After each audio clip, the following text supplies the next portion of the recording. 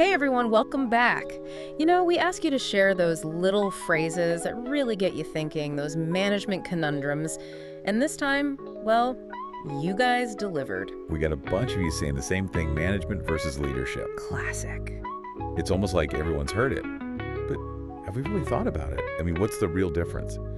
So today, we're diving headfirst into that very question. It's deceptively simple, right?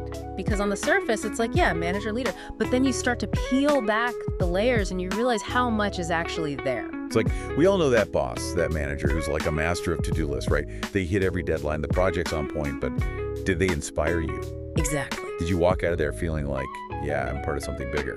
That's the dividing line I always use, Management is often about the what and the how. Yeah. You've got tasks, you've got to get them done, and here's the process to make it happen. But leadership's about the why. The why. It's about connecting those everyday actions to a larger purpose. So it's like, how do I'm picturing like a rowboat, right? And you need someone to manage, like, are the oars in? Yep. Do we have everyone? But leadership is like, wait, where are we even rowing this thing to? Exactly. A leader's the one who says, hey, I see an island over there. It's got treasure, adventure, and a killer view. Let's row like we've never rowed before. I'm in. Where do I sign up? But seriously, how does someone actually DO that? It's easy to say, oh, be inspiring. But how do you move from managing those everyday tasks to actually leading a team, a company, or even like a project towards something bigger?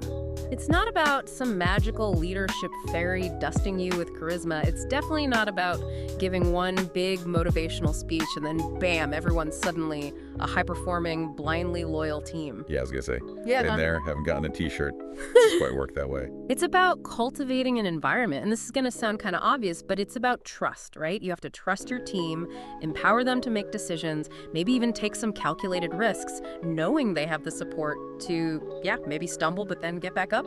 Think about it like, say you're on a sports team. Okay, I'm listening. I'm not very sporty, but go on. Well, the coach, right. A good coach isn't micromanaging every pass, every shot. They give you the playbook, sure, but they also empower their players to make game-time decisions, to trust their instincts. Which actually reminds me, this one time I was working on this massive presentation for a new client, and it was just a disaster. Everything that could go wrong did. And my manager at the time, well, she could have just thrown me to the wolves, right? Made me the scapegoat. Instead, she pulled me aside, we talked it through, figured out what went wrong, and she actually used it as a learning opportunity for the entire team. There it is again. Accountability, not blame. That's everything. It totally changed how I approach challenges now. That one experience, it really showed me what it means to be led, not just managed. And that's what we're talking about here, creating a culture where people can make mistakes. Not because we're aiming for mediocrity, but because we're aiming for growth, innovation. You got to create that space for people to experiment, to push the boundaries a little bit, knowing they won't get punished for well-intentioned slip-ups. Yeah, so I got to ask, for everyone listening, think about a time when you felt truly led. What made that experience different? What did that person do? And then flip the script. Where can you be more of a leader? And it doesn't have to be some big, grand gesture. Sometimes it's that quiet encouragement, that belief in someone's potential, or even just admitting you don't have all the answers, but you're in it together. It's a journey, right? It is. Leadership, it's not some destination you arrive at. It's this constant process of reflecting on your actions, getting feedback, being open to learning and growing, and realizing you can always be better.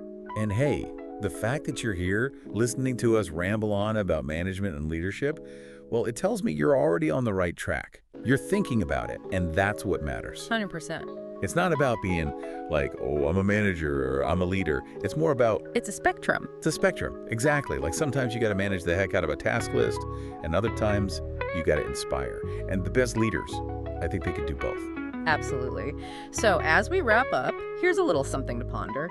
If you had to choose right now just one to be known as a brilliant manager, the one who gets things done no matter what, or an inspiring leader, the one who gets people excited to come to work every day, which would you pick? Oof, tough choice. And more importantly, why? Keep those wheels turning, folks. Until Okay. next time.